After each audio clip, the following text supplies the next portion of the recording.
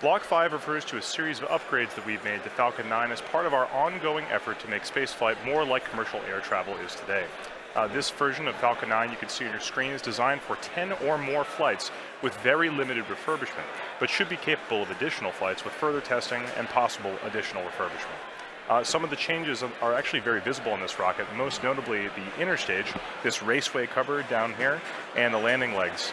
With all of these parts used to be white, but now they're black, which is the natural color of our improved thermal protection material, which doesn't require painting like the cork that we previously used.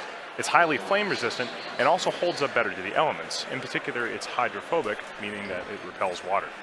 In addition to these changes, we've also made changes to the 9 Merlin 1D engines at the base of the Falcon 9 rocket right down here.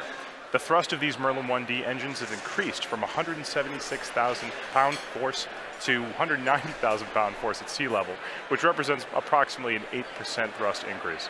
We've also changed the primary thrust structure that houses the engines, which we call the octaweb down here, from a welded aluminum structure to a bolted structure. This greatly reduces the manufacturing and inspection burden and increases reliability and shortens the lead time towards production.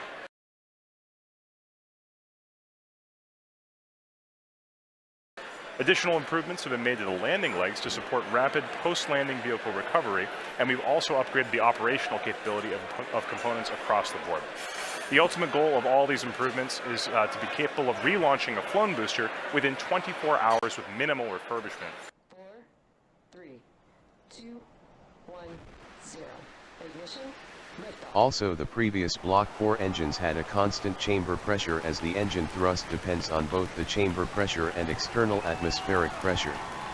Hence, the Block 4 engine thrust will increase by 10 to 15,000 pounds per engine during the ascent. In Block 5, a constant thrust of 190,000 pounds will be maintained, which means the chamber pressure will be decreased over time to compensate for the decreasing atmospheric pressure.